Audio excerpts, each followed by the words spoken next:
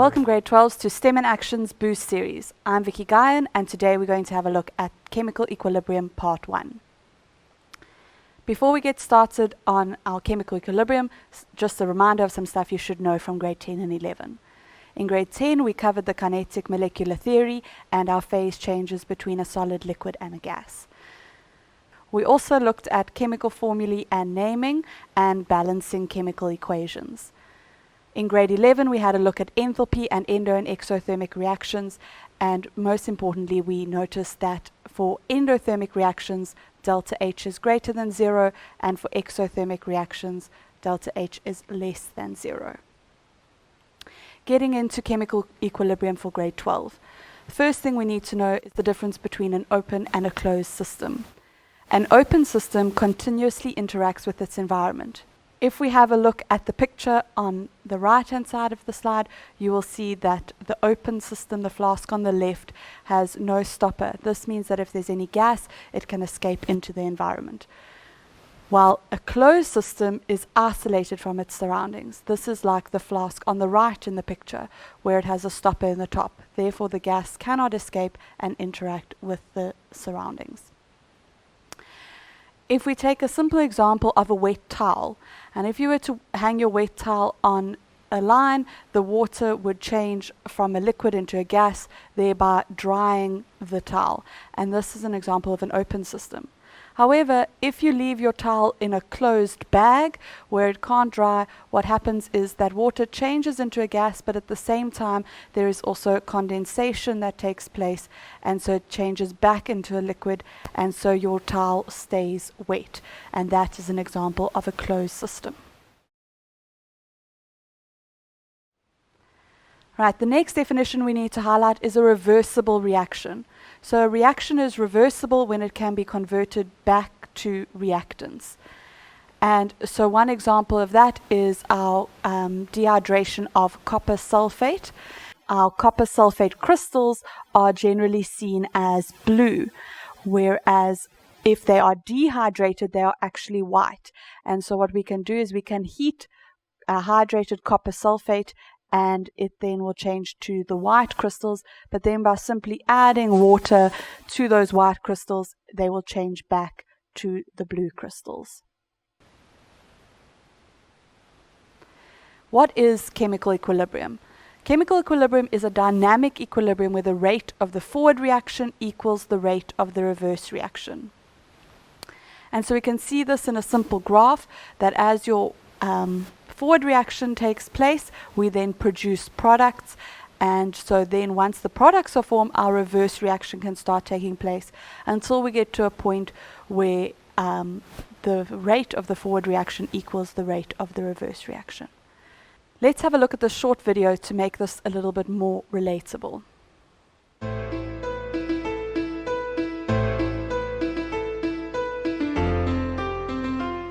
Right. As we can see in this video, the granny and grandpa there are walking up the escalator in the wrong direction.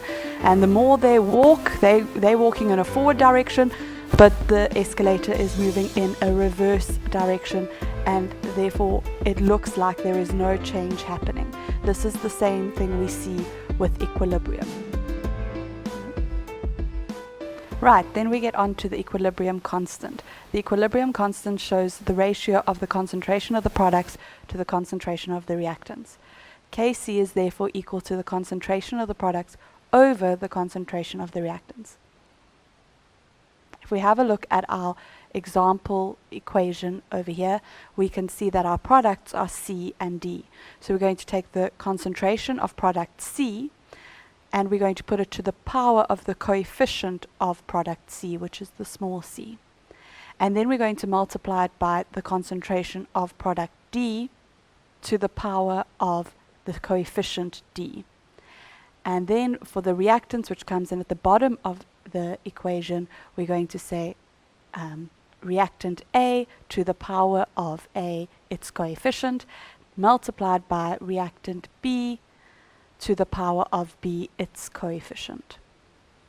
If we get a high Kc value, we can see that the concentration of the product is greater than the concentration of the reactants.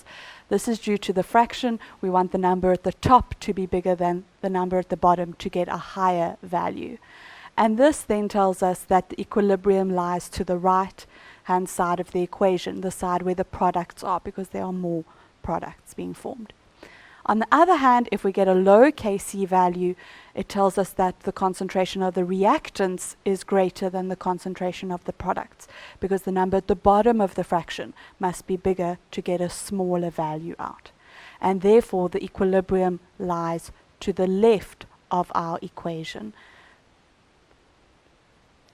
So, how do we go about calculating the equilibrium constant?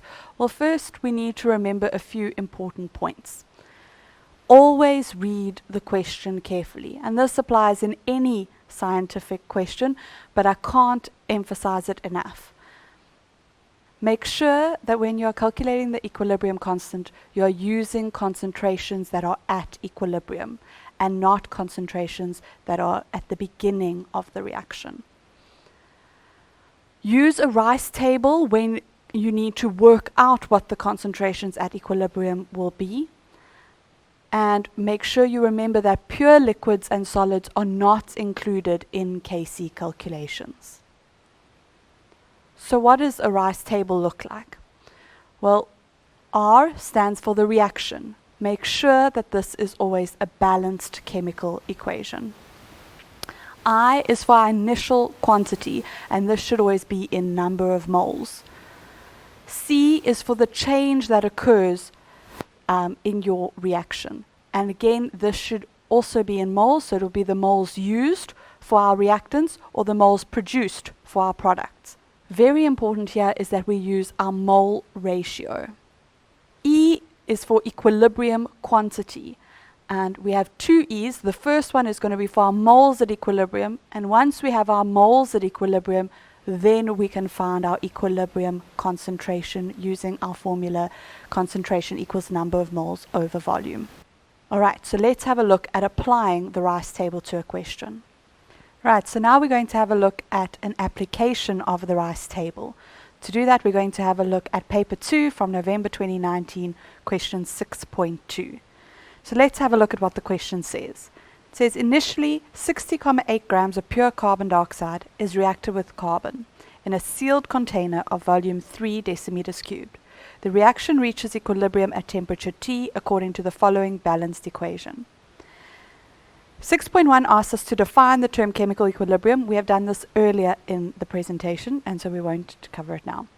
So we're going to focus on question 6.2, which says at equilibrium it is found that the concentration of carbon dioxide is 0,054 moles per decimeter cubed.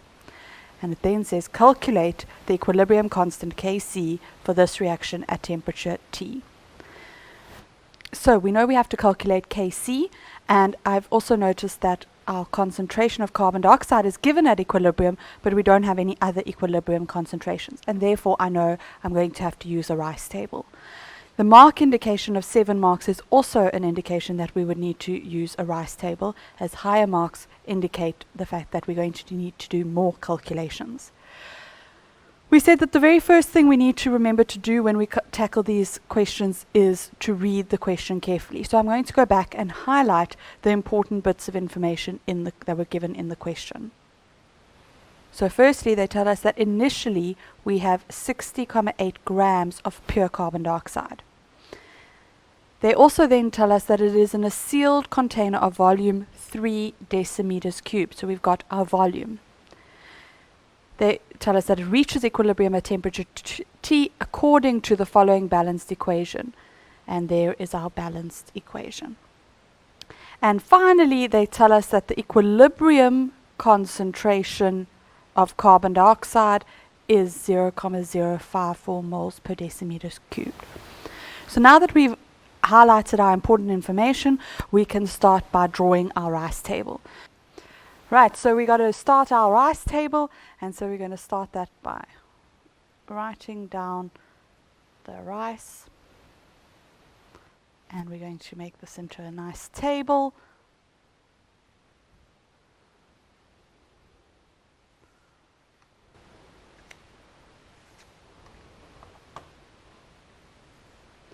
And so the first thing we need to do is we need to put in our balanced equation. So we've got carbon, which is a solid, plus carbon dioxide, which is a gas, and they are in equilibrium with carbon monoxide. Remember to make sure that it is a balanced equation, and then you can finish off the table.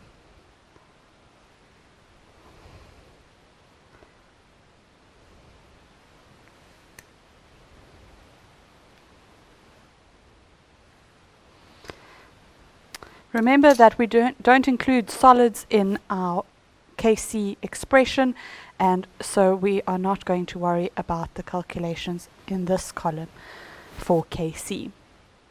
So now we're going to start by putting in the information that we got from our question.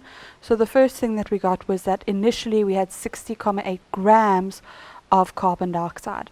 So that's going to go under initial, but remember for our initial quantity we are looking for number of moles. So number of moles is equal to mass over molar mass, and so our mass is 60,8 grams. Our molar mass, we get that off the periodic table. For carbon is 12, oxygen is 16, so we're going to have 12 plus 2 times 16, and so we get a molar mass of 44. And so then we can calculate our number of moles. 60.8 divided by 44 is going to equal 1,38 moles. We know that initially we don't start off with any product. We're going to start off with our reactants, and they react to form our products, and then our reverse reaction starts. So initially we have 0 product. And we have a look at what other information they gave us. We notice that they also gave us the equilibrium concentration of carbon dioxide is 0,054. So we've got 2 E's here for equilibrium. The first one was number of moles, and the second one was concentration. So we're going to fill in here, concentration is 0,054. And so now we've got our information from our question into our table. We can work to fill in the rest of the table. So first things first, I'm going to work out my equilibrium number of moles, remembering that number of moles is equal to concentration times volume, and so we've got 0,054. The volume comes from the question. It was given there at the top, volume of 3 decimeters cubed, and so we type that into our calculator, and we get number of moles is 0,162. And once we have our equilibrium number of moles and we have our initial number of moles, we can find out what was the change in the number of moles. Remember, this is also number of moles. And so we're going to take our initial and subtract our equilibrium number of moles. Oops. Careful when you're typing into your calculator. And there we go, we've got number of moles. The change is 1,218. And this is very important to have, because remember, when we're working out the number of moles of any of the other substances in the reaction, we're going to look at our change, because that's where the reaction was actually taking place, and that's what's reacted together. And so that's where our balanced equation and our mole ratio come into play. And so if we have a look at our balanced equation, we can see that we have 1 mole of carbon dioxide, and it reacts to form 2 moles of carbon monoxide. So our mole ratio is 1 to 2. And so therefore we can say that our number of moles here is going to be 2 times 1,218.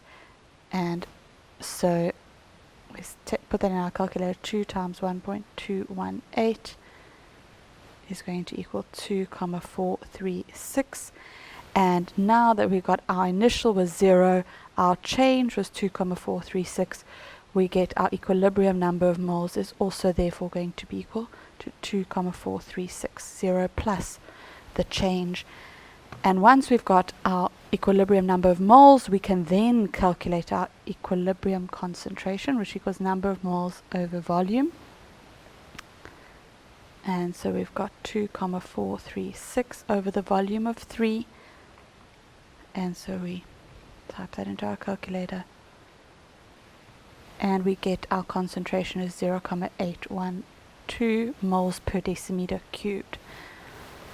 And now that our table is filled in, we can finally go and work out our Kc, which remember is products over reactants. So our product is concentration of carbon monoxide to the power of the coefficient of carbon monoxide, which is a 2, over the concentration of the reactants. Remember, we don't include carbon, which is a solid, so we're just going to have the concentration of carbon dioxide. And so therefore, if we then substitute in our values here, notice when I substitute in the value for concentration, I use curled brackets. When I'm saying that I'm going to substitute in the concentration, then I use square brackets. So notice the change in the brackets, and then finally we can put in the equilibrium concentration of carbon dioxide, 0,054, and we type that into our calculator.